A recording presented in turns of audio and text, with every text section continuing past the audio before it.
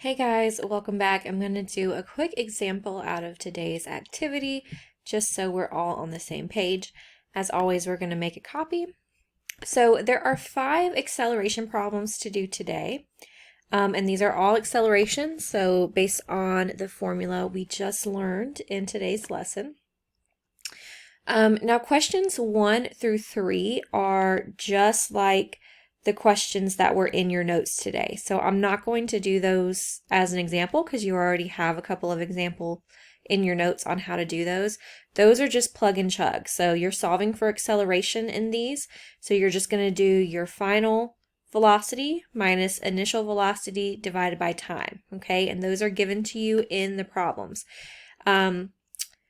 Just remember, if it says that something is coming to a stop, the final is going to be 0. And if something starts from 0 or starts from an initial position of 0, you can still plug it in as the initial.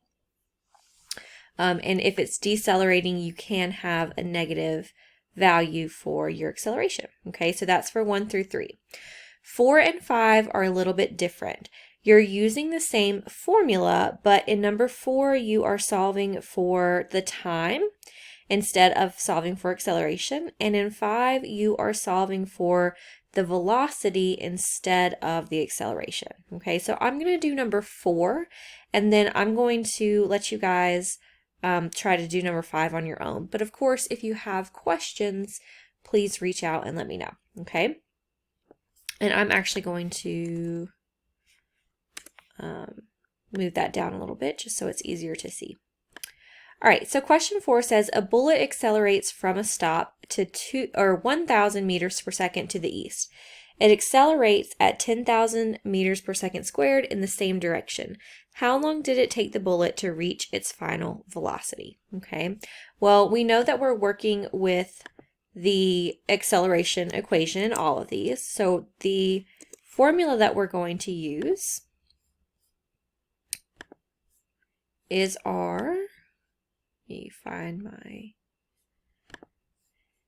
our VF, so our final velocity minus our VI, which is our initial velocity, all over our time, okay? So our change in time. So when you guys are doing these, the first thing I want you to do is be able to identify the different variables. So in this given column, we're going to identify what each thing is. So we know we're solving for time. So I'm going to put a time here, a t, and I'm just going to put a question mark to help me. And let me zoom in a little bit so that you guys can see a little bit better. There we go. All right, so I'm going to put a question mark for my time because that's what we're solving for. Our acceleration, it tells us that this bullet accelerates at 10,000 meters per second square. So that's my acceleration.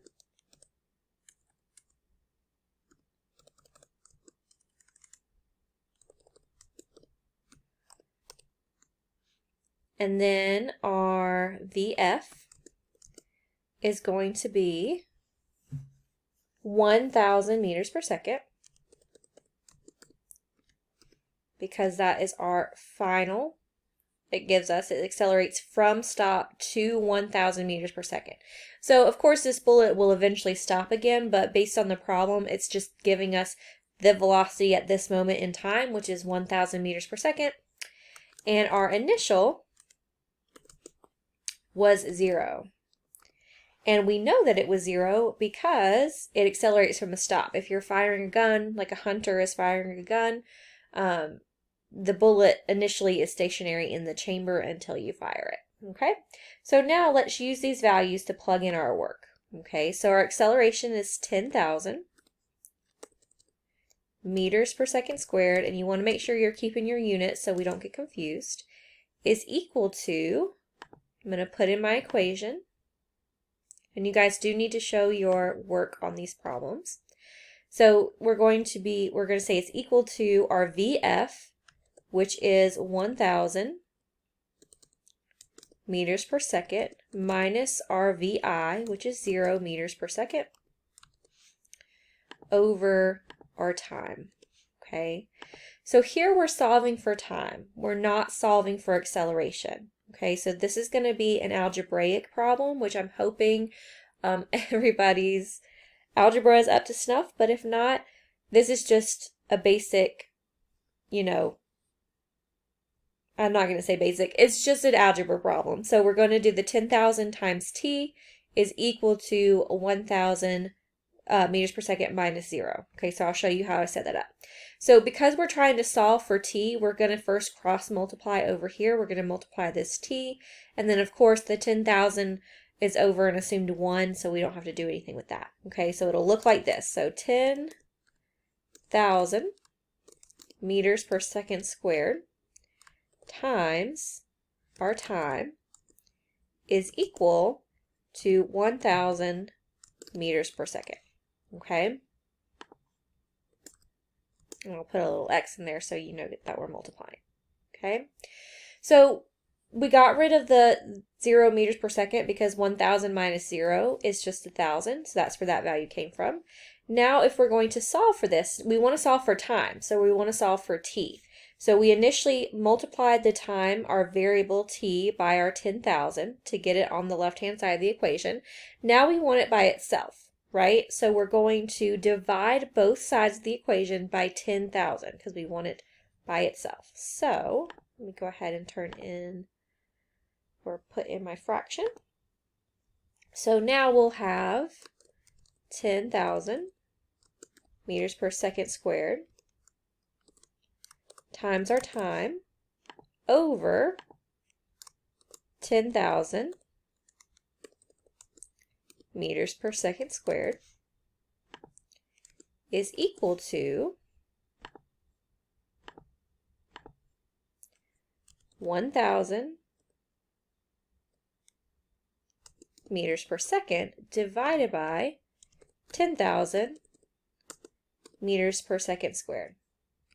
Okay, now this is just, we are multiplying or dividing by 10,000 on each side because we want to eliminate that 10,000 from the left-hand side because we want our time by ourselves. Okay, so if we solve, time is equal to 1,000 divided by 10,000. Okay, so it's going to be